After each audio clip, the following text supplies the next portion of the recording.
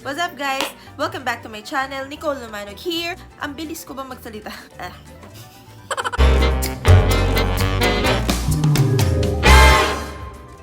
Balik na tayo. So ito na. Ano kayang i-vlog ko?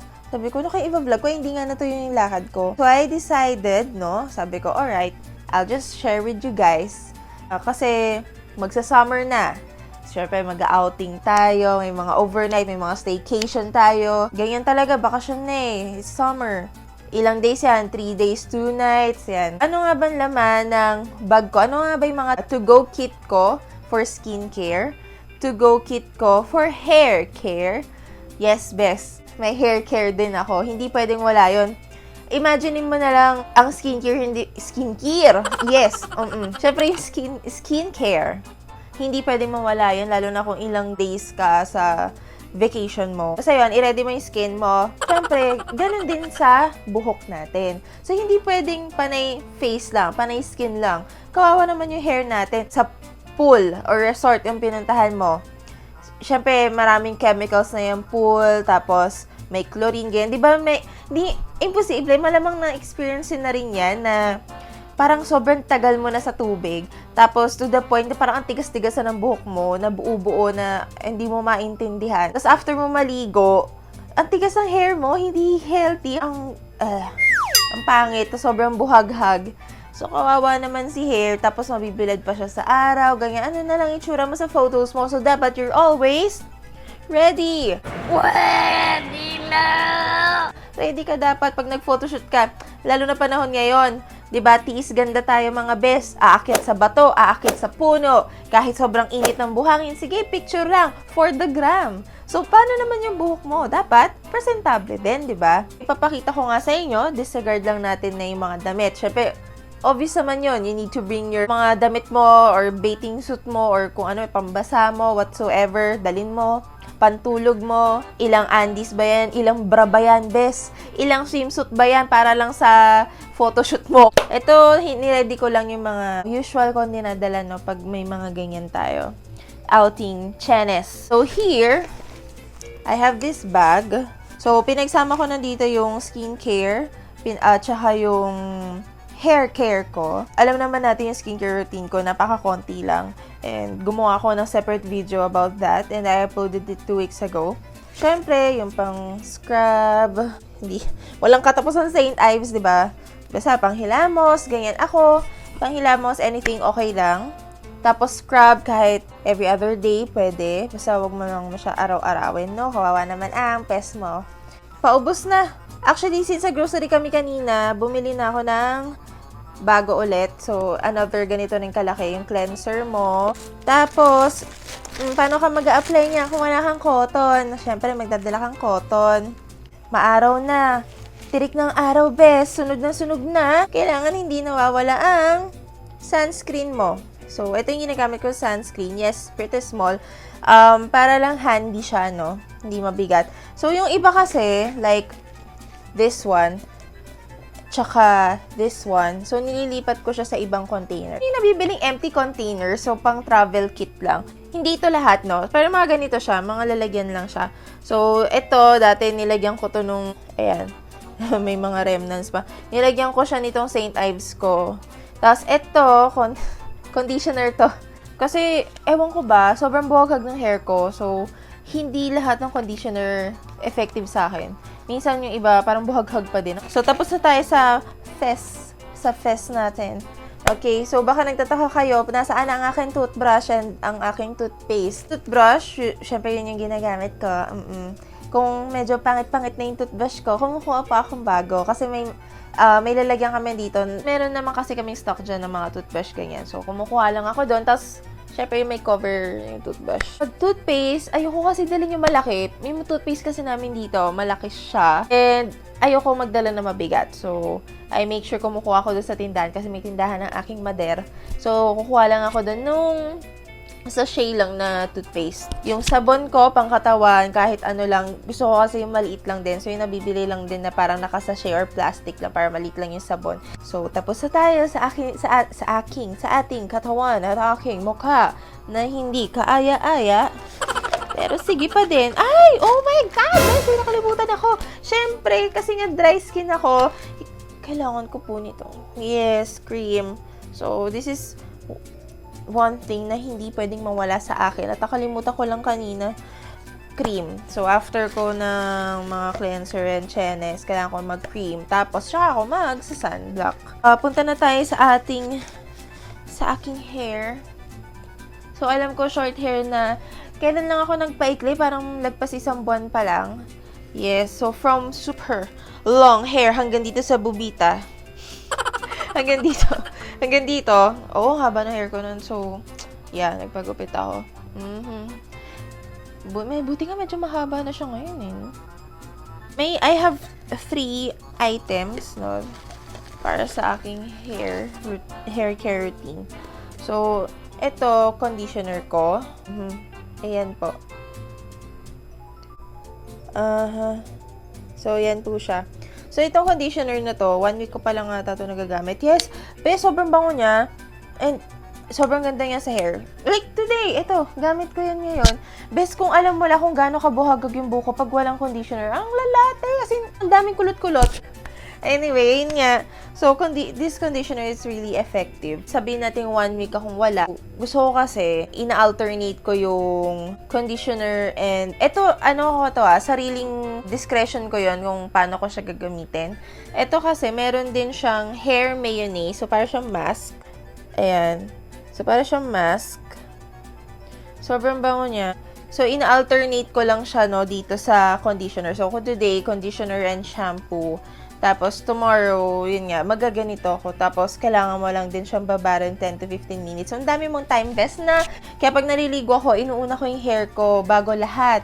So, kunyari, shampoo agad. Tapos, after nun, ito na.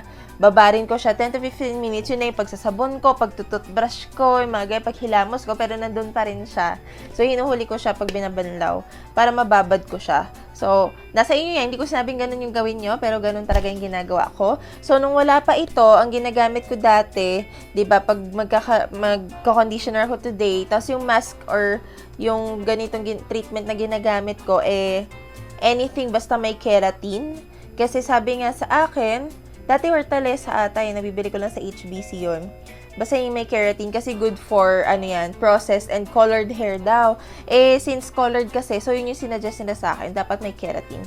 Tapos next, so sabihin natin dry na yung hair mo, sabihin natin on tour ka, punta ka dito, punta ka whatever, kung saan man.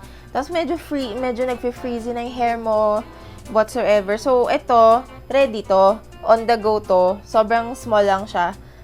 Powerfix Weightless Serum Control. So, ito yung solution. Parang isang ganun mo lang. Medyo, parang oil siya. Lalagay mo siya dyan. Gamit ko siya ngayon. Medyo shiny kahit paano, diba? Tsaka, hindi siya mabigat sa buhok. Tapos, ang bango niya. You can never go wrong with this. So, ito siya. Quera Pro Powerfix yung serum nila. Ayan, Keratin Protein Solution is really good. Ako yung napafocus.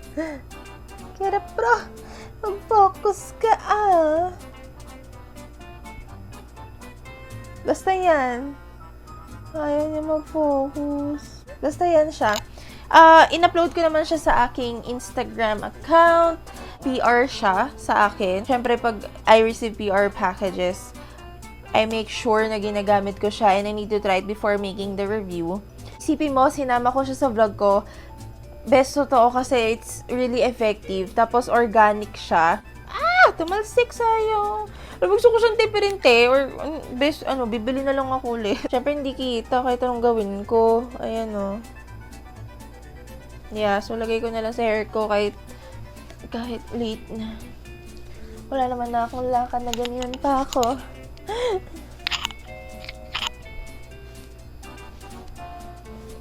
Ayan.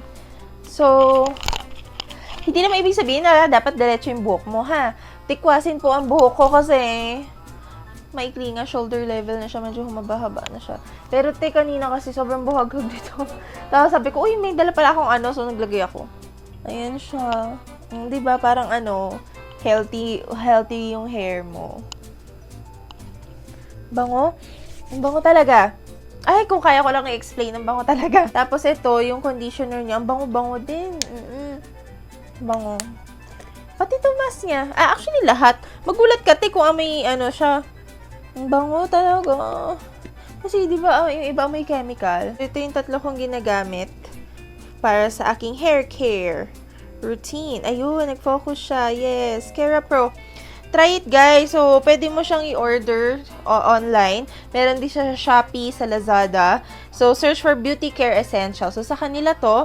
And try this out. I really find it effective. Kaya parang, alam mo yun, yung pinromote ko siya sa Instagram. Feeling ko kulang. Kailangan ma-vlog ko siya. Kailangan ko ma-push. Kasi, best, ang ganda talaga ng product nila. So, try it out. Wala naman pong mawawala. Ayan, best. So, tapos na tayo sa mga skincare tsaka haircare routine ko. Sige, idamay na rin natin yung iba. Yung makeup. Ano bang to go makeup na ginagamit ko? Best, kasi morena ako. Okay, sabihin ko sa inyo ha, kung ano bang mga ginagamit ko. So, pag lang kasi, yung mga travel lang, wala akong time para alam mo, full makeup or whatsoever, mga eyeshadow thing. Hindi nga ako nag-eyeshadow this, hindi ako marunong. Pero. So, ito yung foundation ko. Ito, I use the Maybelline SuperStay. Yes, ang dumi na niya. Maybelline SuperStay with the shade of 220 Natural Beige. Yung pangkilay ko, best, NICHIDO eyebrow pencil lang talaga ginagamit ko na NICHIDO. Tamad ako bes since college. Ito na talaga. So, para kasi mabilisan. Pak, spread, and wala. Kilay. Ayan na bes, may kilay ka na agad. Ganun lang siya. So, yung shade nito, chesnut. Oh, may price pati. 138 pesos lang siya. Laging, yan yung color na ginagamit ko, yung chestnut. Kasi nga, lagi din ganito yung kulay din ng buhok ko, no? Hindi siya yung super black. Tapos, pag sinipag din ako, meron din naman akong Maybelline Fit Me na concealer. So, ginagamit ko din to, which is super luma na. Kasi bihira lang ako mag-concealer. Tinatamad po ako. Oo, guys, tamad ako. Lippy. And, since I have dark lips, so I always wear dark colored na lipstick. Alam mo, nagtry ako ng mga ibang nude or pink. Alam mo, bes, hindi pwede sa akin. Ang pangit niya. Ang pangit niya sa akin. Te, para akong nagmukha akong Nicki Minaj. Oo, te, ganito. Naging Nicki Minaj ako, bes. So, ang ginagamit kong lipstick lagi, siguro nakadalawang bili na ako talaga, is this MAC na Ruby Woo. Ruby Woo. Ayan. Lagi yan, kasi nung napansin ko, nung ginamit ko siya, MAC Ruby Woo, hindi siya agad natatanggal. So, pag kumain ako, uminom ako, ang ganda nung, ang ganda ng kapit niya sa lips ko. Kasi hindi mo makikita na dark. Kasi ako, so, sobrang itim ng labi ko before, napagkamalan pa ako, ang lakas mo mag-yossi, no? Nung nagme-makeup, sabi ko, what? Hindi, no. I don't do yossi. Doon ko na-realize na ganun ba kaitim yung labi ko? So, yes. Actually, yes po. Opo, ganun po kaitim yung labi ko. Pero ito pong gamit ko ngayon, borado na. Fashion 21, I think. Bigay lang to ng colleague ko. So, ito siya. Yan yung gamit ko ngayon. Yan yung kulay niya. Pareho ba? Yeah, pareho naman. So, hindi, isa lang lipstick dinadala ko. Ito lang talaga, yung MAC lang. May malaki ako. Tapos, so sobrang kaartehan ko. Meron din ako maliit niyan. Tada! Travel size. Nakita niyo ba yung difference? Ito. At ito. Yes. May travel size po ako. And best, Ruby Woo din. Diba, may kilay, may foundation, may lipstick, may concealer, blush on. May blush on ako napulot. Napulot, Nahanap ko lang po sa bahay. Hindi ko pa siya naubos. Pero hindi ko pa talaga na-experience na talaga yung naghanap ng nababagay sa akin blush on. Kasi ang dami ko napupulot dito sa bahay na blush on. So, ito, I think this is a Japanese, I don't know. Kung alam niyo to, guys, help me. Pero, yun. So, Japanese kasi yung nakasulat sa likod. Medyo bura-bura na rin siya. Pero ito yung ginagamit ko. Medyo nasira na siya. Ayan siya. Tapos pinapahid ko na. Yan. Blush on. Pack. Tada! Ito lang. Yes. Yun lang talaga. Walang eyeshadow, bes. Wala. Ayan na yun. What you see, what you get. Meron na tayo sa haircare, skincare, makeup. So, ano nga ba dinadala ko pag nagta-travel pang ibang essentials? Siyempre, babaita tayo. Meron pa ako nito. Ito, meron akong oil control film. Oh my gosh. Hindi, ayan. Yeah, hindi. Ipapakita ko ba yung suklay ko? Ang pangit na suklay ko, nabibili lang ito sa tabi-tabi. Mga 20-20, 10-10. Tada! Yes, kasi ikli na ng buhok ko. Pinili ko lang talaga yung ganito kasi ayoko nung sobrang dikit-dikit. Baka feeling ko mas nagiging frizzy yung hair ko. So, gusto ko ganito lang. Guys, alcohol. So, this is one thing na hindi rin pwede mawala sa akin. Alcohol. Yes, after kumain, before kumain, may alcohol tayo dapat. Lotion din para sa katawan. Oo. Since I have dry skin nga, di ba sabi ko nga, so, hindi lang sa face, syempre, sa katawan din, ang dry. So, kailangan ng lotion. So, itong lotion, sinasalin ko lang talaga siya dito. Meron ako malaking lotion, tapos sinasalin ko lang siya para handy siya. Since tita zone na po, yes, opo best, tita na ako. Meron akong white flower, cutting ko, yes. Pag may headache ako, hindi ako masyado nagpa-function talaga, lalo na pag minamigraine ako, oh my gosh, I can't. So, meron akong Saridon. Savior din to kahit sa iba pag may masakit ang ulo. Click, Saridon, meron ako. Hindi naman ako lagi totally, alam mo yun, yung inom agad.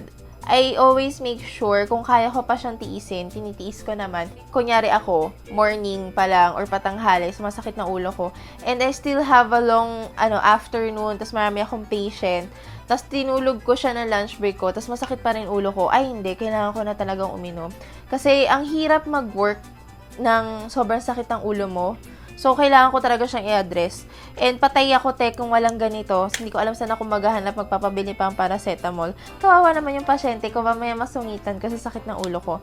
So, meron akong dental floss. Lagi ako nagde-dental floss kasi I have problem with my teeth. Medyo, kahit sabi mo medyo pantay-pantay siya, best. Medyo hiwa-hiwalay yan. Basta yan, madalas siya napapasukan. So, ayun, dental floss. So, meron ako nabili na isang araw na ganito. Yay! Yes, pang-plancha. Meron naman talaga kaming plancha na malaki, heavy duty. Tapos, pwede siya for wet and dry hair. Kaso, alam mo, sobrang, sobrang bigat kasi niya. And sobrang laki. So, nung nakita ko ito, napabili ako. Kasi sobrang gaan niya. Tapos, syempre, nung bago ko siya binili, tinry ko muna. And it's a little effective. Bahala na si Batman. Hindi naman siya pumutok, pinasaksak ko, tapos nagganon-ganon na cheboreche. Ako, sabi ko, pwede na yan. Sige. Basta something handy lang. So, it's really, lang. Ayan lang siya. Ayan yung kamay ko. Ayan siya. Diba? Handy lang siya. So, ayun. Bet ko. Ang ate girl mo nagba-vlog. Siyempre, dapat laging dala ang pang-vlog natin. Pang-vlog natin with the matching mic. Yes, may mic. So, pag umaalis ako, ito po ang mic ko. No? So, thank you so much for watching, guys. Huwag mo kalimutan mag-subscribe. So, click that, click that button. Hindi. Subscribe ka sa channel ko. Click that notification bell. Kling, kling. Para naman ma-update ka kung kailan ako mag-upload ulit. See you guys next time. Bye!